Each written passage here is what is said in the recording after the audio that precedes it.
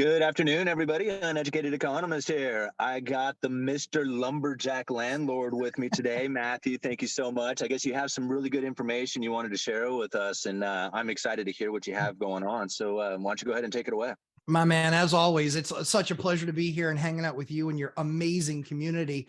I was just running some numbers because I had a couple conversations with my bank, not on my residential loans, but on some of my commercial loans. And so now banks are looking pretty closely. If they're looking at me, I'm not that big from a commercial loan perspective. I'm pretty small. I don't have tens of millions of dollars of exposure on the commercial side.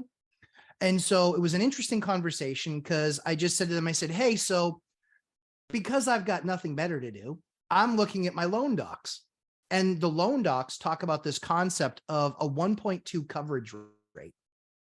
So for those people that aren't familiar with a 1.2 coverage rate, it's basically, let's say your mortgage is $1,000, then they expect you're going to have 1.2 of that, i.e. $1,200. They're going to expect that you have $1,200 at least of earnings. They want to make sure that you've got basically enough to cover the mortgage and take care of anything that might come up as it goes. So because you are the dominator of debt, because you know exactly, all about MBSs and CDOs and what's behind this thing, and then these bespoke tranches, all these fun, fancy words that everybody has, I wanted to run past you some of the numbers that I'm uncovering. And what I thought was really interesting was, I think a lot of people aren't really paying attention to what Elon Musk has done with the corporate headquarters of Twitter. He's basically told the landlords there, I'm not paying you rent. We're renegotiating a lease. Okay. And so what's interesting about that is that they have about $400 million of debt on the property. And the challenge becomes when it's publicly known now that your tenant has announced he's not paying your debt, or he's not paying debt on the property. I actually found out that they're in the midst of a refinance. Huh. That can be a little bit of a dicey situation when the bank knows that your biggest, basically your biggest tenant has made it publicly known that he's not paying you right now. Right. So this can cascade from a commercial perspective to, and it's a process. Like you have to send notices, and then you have to start the eviction process. Like it's a multi-month process. I looked everywhere on the planet to find out what they're actually paying per month on just their San Francisco corporate headquarters. Couldn't find anywhere, but I can tell you that because of this 1.2% or this 1.2 debt covenant coverage, it's going to make it really hard because most of those people only make 10% or so on the property. So even 1 month, the next month, you're probably not going to cover your debt.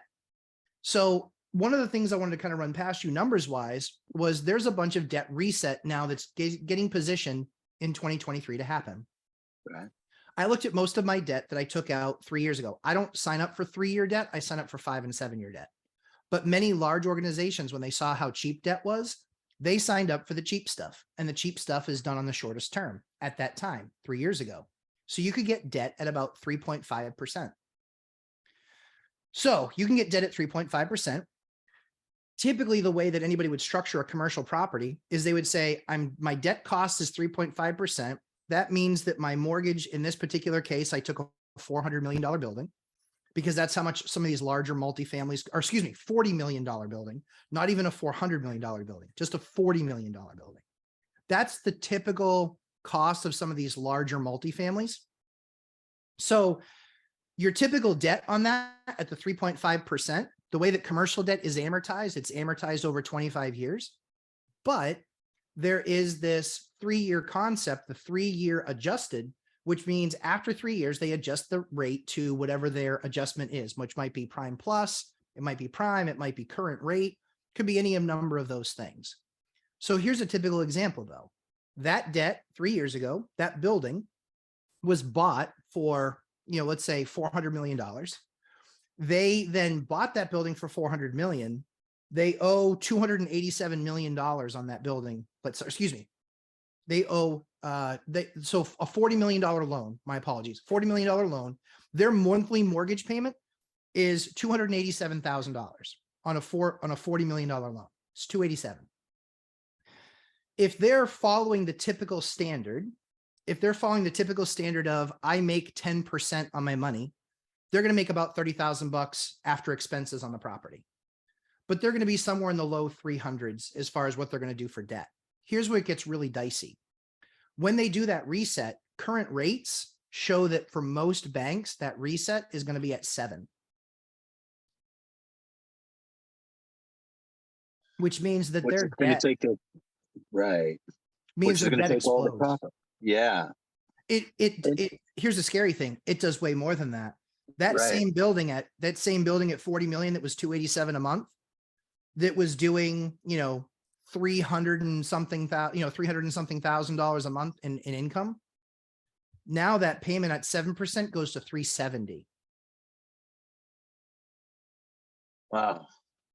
And that's only with a debt reset. Right. And so now in turn, this eventually starts going into rents and everything else that goes out there, and this is something that, like, I mean, I didn't really think about like how this is going to impact going into this part of the economy. When I was looking at like the debt financing that was taking place from the corporations, I just kind of saw that happening as kind of like a kind of a backdoor way of like getting cash into these corporations. But now that you tell this story, it sounds like to me like it was like, as I put these pieces together, it sounds to me like this is pushed into a corner, really, Yes. with these higher interest rates. And wow. So like, if I'm hearing this right, so basically when they go to refinance, in order to make the loans profitable for them again, they're going to have to increase the rents or bail out on the whole thing together, right? And so that's where, so the bank has something that they actually can do, is you are in default if you don't hit that 1.2 global number. Okay. So if they can put you in default by their contract. So even if you're still somewhat profitable in the loan, because you don't make that 1.2, correct, it's not considered it's a default. Mm-hmm. Wow. So it's not even like a real default. It's just technically because of the way Technical they have default. these. That's right. Wow. Yep. Okay. So if they don't, so as an example, right? If they don't like you, if they think that your building is now worth $800 million, let's say, or instead of 40, it's worth 80, right? So let's say instead of 40, it's now worth 80. The problem is that with that debt, what's it really going to sell for? You're going to probably have to lower your price because it's going to come down to what rents are. Likely they've been raising rents over the last 3 years. If it's a large multifamily, but if it's office space, have they been raising the rent the last 3 years? Right. Can they? No. Who's going to pay more money to stay in a building that's only 30% occupied? Right. Like, if their lease is coming due, what are they doing? They're negotiating their lease just like our buddy Elon is. And I don't mean our buddy because we don't know him, but they're negotiating their debt like Elon is. But the crazy thing is now the number is $370 a month. Just to get to the 1.2 coverage, it's got to be $444,000 a month. Oh, whoa. So that explodes like over $100,000 a month. Now, maybe they've been raising the rents over the last 3 years, but this is the debt explosion just by the changing of rates. That's why it's really funny when I see real estate agents talk about the fact that, really pricing is correlated to rates. No, duh. Mm-hmm. Like, of course it is. It has to be, because that's your cost of money, And so when these larger organizations are looking at these buildings, there's going to be a lot of people in trouble that had either short-term debt, like 1-year debt, or maybe they had 3-year debt, but like 1-year bridge debt, which was like, hey, I need to finish this, do value add to get to my next loan. That type of debt is really kind of dried up in the market. And I'm not a big player in that space. I'm a pretty small player in that space, in all honesty. But if I look at that number and I'm like, wow, that could be a problem. Mine has a lot less zeros on it, And so of something that size. So I just thought it was interesting. I know that you're always trying to kind of like get ahead of the next thing. And so in the interest of helping you try and get ahead on the next thing, I think you might want to start looking at some of these commercial loans, because I think no one understands how big that market is. That market will do about $780 billion this year. Jeez. Wow. And outstanding, there's about $4.3 trillion in commercial and multifamily debt. And about 40% of that is owned by the big banks. Incredible. Yeah, this is pretty interesting to think about, like what this can actually do. This is basically like this 3-year period, right? I mean, Yeah. that happens, and a lot of this took place in 2020. So Right. 2023 is is the end of the line. Like, I mean, it really just can't go any farther past that. I mean, we might get a little bit as, some of this stuff might have happened in, 2020 and then 2021 or however we go out there. Yep. But really the issues begin in 2023. They really do. I think so, because I think that's a lot of your shorter term debt, the 3-year stuff. Right. There's a lot of people who have a model of buying a property because the numbers work and they're awesome, but they buy it with cheap debt. And so like Ben Mala, who's on YouTube, he's a big cheap debt guy. And now he's literally visibly shaken by the fact that his rates are up 4 and 5%, 4 and 500 basis points on some of his properties. Right. Because because the idea that he would be able to roll over into new debt or use the idea of having the cheap debt continuously into the future. Correct. Right. And then you find yourself caught in a spot where it's just no longer available for you and the profits are not there any longer. Man, this is pretty incredible. It makes me think, like, what is going to happen to the rents? I mean, is it the investors who are going to get out because they like can't roll that over, and be profitable, and then they have to bail out of the whole thing? Or do they do it and then raise the rents, and raise the, the way, and that's it's probably the way it's going to end up going. I mean, it just appears to be that way, when I look out there. I mean, there could be, because I think, like, when it comes to commercial properties, a lot of times when I think commercial properties, I don't necessarily think about residentials. I think like warehouses and stuff. Sure. Yeah, absolutely. And I already had kind of like this idea that there was going to be a crashing in the warehouse industry, just from the fact that, we had all this supply and demand issues, and they were trying to come up with better localized inventories. And so they were, building these warehouses to stock up on the stuff. The only problem with that is that when you have just-in-time delivery, and when that starts to free up, is by far the most efficient, and it's going to make these warehouses expensive, and they're going to, all the investment going into warehouses is going to end up crashing, or at least this is my assumptions on it. I don't know if that's going to actually bleed into the residential and drag it down with it, or part of it, but I think it's going to be interesting to see. Like, no one knows the answer, right? But this is what we sit around pontificating on, just because it's like, I have to have some sort of a theory, because I have to be doing something with my money and how I'm investing it. That's why I've remained investing in 30-year fixed rate debt.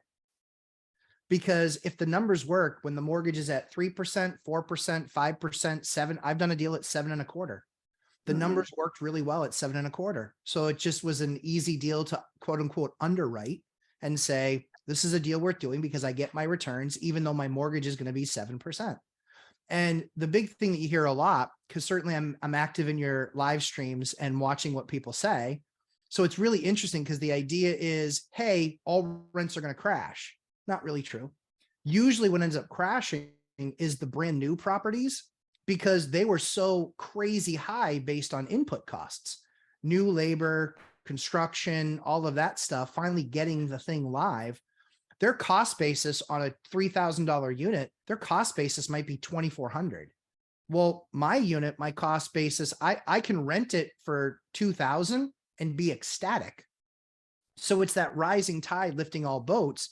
The challenge is people will trade out of A-class properties into B-class properties. B will trade to C. There will still be some upward movement of C into B, but largely it's going to be a trade out of A into B. And that's where you start seeing a lot of these larger multifamilies with all these YouTubers that post and say, hey, take a look at this, rent reduced $300 or $250. Yeah, because it was a new building or newer building that has a massive cost basis that they probably can't go any more than that. And the other thing too is that they have to report their financials in a lot of cases quarterly. When they have to do that, they can show that they gave away a security deposit. So instead of a $2,500 security deposit, they did it for 99 bucks. Or they'll say, if you stay your full lease, we'll give you the last month's rent. That keeps the cash infusion. So what that does is, right, kick the can down the road. So it's going to be really interesting to see what happens with this debt, because all debt's not created equal. All cities aren't created equal. All assets in the commercial space aren't created equally. And so, yeah, I wanted to at least put the bloodhound on the scent and say, I'm not really sure what's going to happen with some of this bigger stuff, because like I said, there might be some buildings that are worth 80 million that were bought for 40 million 3 years ago. It's usually not that aggressive. It might be a 20% or 30% increase. And the issue is with how expensive rates are now, what that made that building worth 40 million a few years ago. Now with debt at 7, it's just a math equation. It means it's not worth 50 anymore. It means it's worth more like 32. And so then what do? Do you recapitalize? Because those are your 3 options. Your 3 options are, you write the bank a check to reduce the loan amount so it hits the numbers. 2 is you sell, but now you're selling into a market where the rates are far more expensive. Or 3 is you got to find some other option to make that magic happen. So yeah, it's one of those things where as I was running through the numbers, I was like, I know exactly who needs to look at this. Yeah. And see, I like it when I get these kind of things too, because what it does is I end up spending like the rest of the day kind of thinking about this and the cause and effects and where this is going to start bleeding into. You know, one of the things that I follow a lot, and you know this, is the Cantillon effect, and what happens with this new money as it comes into the state. And when you know that the new money is reaching its peak, you can see what he explains it is that you can see it most obvious in the rents and leases on properties. Correct. And so, you know, when people say like, we're going to see the rents reduce or we're going to see properties crash and stuff like that, I mean, I'm not trying to deny saying that it's not going to happen. I just want to see the evidence of it. Sure. And when you go into Cantillon's theory and you think about the new money injections coming into the system, rents are going to be the obvious place to look. And, you know, although we are finding places where they are coming down, I don't see this crashing, especially off of what you just said. Yeah. These people are going to try and make those things profitable. And the only way to really do it is to bring the revenue in. Yeah, I think that's exactly right. I think the other thing too is when the difference in residential as well is, we really take care of our tenants, and we want to make sure that, certainly through tough times, that we have high retention. So we have over 90% retention with our tenants, and that's something that we're proud of, because it means that we're doing the right thing by them, and they want to stay because they believe that we add value, and it's a good enough place to live. And so the interesting thing in how that will kind of transpire over the course of the next 12 months is you're going to continue to see videos about, rents down 10%, rents down 20%, but it's in the A-class properties, the much more expensive stuff, where people are able to trade out, and people recognize, I can't give up my $900 a month car payment. Like, I paid $1,000 for my car, and they got a $900 a month payment. I'm just like, dear God, that is awful. But yeah, I just look at it and it's like, but I watched your video on the car debt and auto debt, and it's like in the subprime market, it's like 18%. It's crazy, the number of defaults. And I got a good friend of mine whose brother owns a repo company. He goes, you would not believe how out straight I am right now. He goes, I could add 4 more trucks tomorrow. Oh, wow. And it's just, and that's what he's seeing. And so the flood of used cars coming cheap, it's absolutely happening. But I think that's going to buoy up the kind of cars that you and I buy, the $1,000, $2,000 ones, making them $5,000 ones, because somebody's going to have to do something. And let's face it, if you've defaulted on a car loan, you're going to get a buy here, pay here type of loan at like 24%. Right. You're not getting a 6% debt or a 3% debt. So I love when you talk about, rates and money and the cost of things, because the next year, there's a lot of things that are going to adjust in ways that people just are not going to be able to afford, even more than food and energy. Yeah. And that's really the thing about, like, when it comes to economics, a lot of people, like, we're like hyper focused in on it. Like every minute of the day, we're like, what's next? What's next? What's next? Sure. Most people don't pay attention to it. They just kind of catch some stuff, like maybe in conversation with somebody else, or maybe catch a little bit on the news or something. but they really don't quite understand what it is that is taking place out there. And yeah, when we find that, the things shift like they are right now, that people are just not aware of it. They've been so accustomed to things being the way they are that they just don't understand what's happening when they find these continually rising interest rates. I mean, I'm looking at like I went to go cash a check yesterday at the bank, and I'm looking at a sheet that says ask us about 5% savings, and I'm thinking, wow, man, never seen that before at the bank ever, and so it's like, What is it, 1988 again? right, and so I'm thinking, like, if you're 25 or even 30 years old, you That's never it. had a chance to ever even think about having a savings like at a bank, like, to think like you can put money there and actually get some sort of little return off of it is not a concept that most people ever had. Yeah. And so even just something as simple as like a savings account, it's like it's a different environment, like, Yes, that we're in today. And things are going to change dramatically. they are. As far as what's going to be out there. I think you're right. A lot of people are going to be, focused in on food and energy. I think that's going to be a big deal, especially if incomes start to fall. But when it comes to the rents and what I see out there as far as the availability of real estate, it seems that we are in a very tight box here where there is Yeah, not a lot of room to move. there isn't. Inventory levels, interest rates, house prices, everything. It just seems that it is very tightened up as far Yeah. as where things can go, as far as volatility is. The only thing that I would see changing that would be the unemployment rising. Yeah, agreed. I think what's going to be interesting to see is, government largely runs things with a sledgehammer, and what we're looking for here is a scalpel. Well, I Yeah. don't know. I don't know why we would expect them to have one of those. They never have had one of those in the past.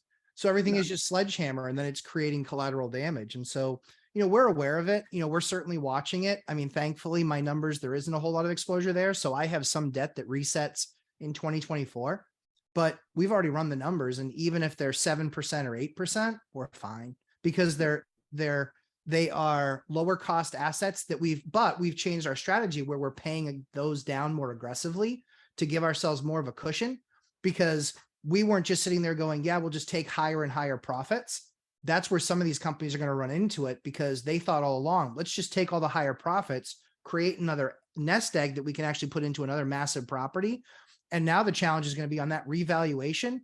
They might have to take, if they'd already spent that nest egg somewhere else, they're going to have to take a massive chunk of money. Or in the case of like real estate syndications, they're going to have to take a lot of that money, and they're going to have to come back to their investors and say, we need a cash injection.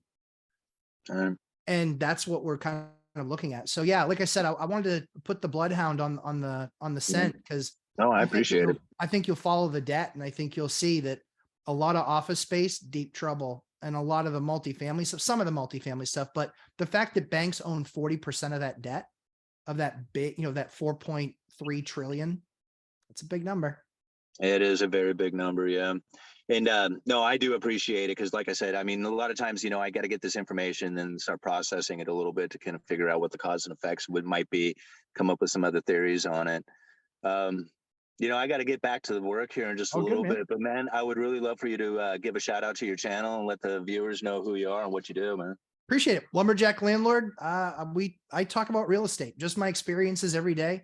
I'm a landlord, started at zero. I'm a ninth grade dropout, so not educated at all. That's why I feel like I'm in good company with Simon, although he's a lot smarter than he acts, like with the uneducated economist thing. I'm just like, I watch your stuff instead of economists, Simon. It's crazy. So yeah, just we are passionate about helping out helping out our tenants, affordable housing, and doing a lot of work that we do. But we like people that want to experience financial freedom. So that's all. I just share my stories and hope it helps people, and it gives them courage to do things that they might not be comfortable with at the beginning, because at the end of the day, we want to try and create that generational wealth for our kids. Well, I certainly do appreciate you coming out here and sharing the information that you have with us. I Sure. also want to share the video that you and Dion and Michael Zuber did yesterday. Um, pretty much explaining the buy box, how to figure out whether or not your property is going to be a profitable one, comparing it to the average average, the average yield that these properties would do. That video was really good at explaining a Awesome. lot of how that operates and how simple it really is. It And is. that's really where I think like a lot of us get hung up. Those of us who are not into the real estate game yet, we feel like it's too complicated for us to really understand, and we actually end up overcomplicating a lot of the stuff that we are looking at, trying to think of whether or not this is a valuable property to buy or not. And what you guys were explaining yesterday was so simple. I mean, it just made it so simple to understand, like whether or not this is a property to go for or not. And man, I totally appreciate you doing that video for me, man. Of course. Like, yeah, we want to see people be able to take control of their future. And it's not right for anybody. I always tell everybody, I'm not into convincing business. But if you want to do this, watch somebody who's made 1,000 mistakes in 22 years and learn from them. Right. I mean, we're all going to make mistakes, but it's nice to have somebody like there going, "Hey, there's a mistake right there. You might not, Yeah, I know I've made those 1,000 mistakes in 22 years, but now the business runs pretty well. It's pretty profitable, and it allows us, quite frankly, to give back, to keep rents lower than market, to do some of the things that we want to be able to do to help with affordable housing. So I appreciate the shout out. And like I said, we're always here when you're ready for us.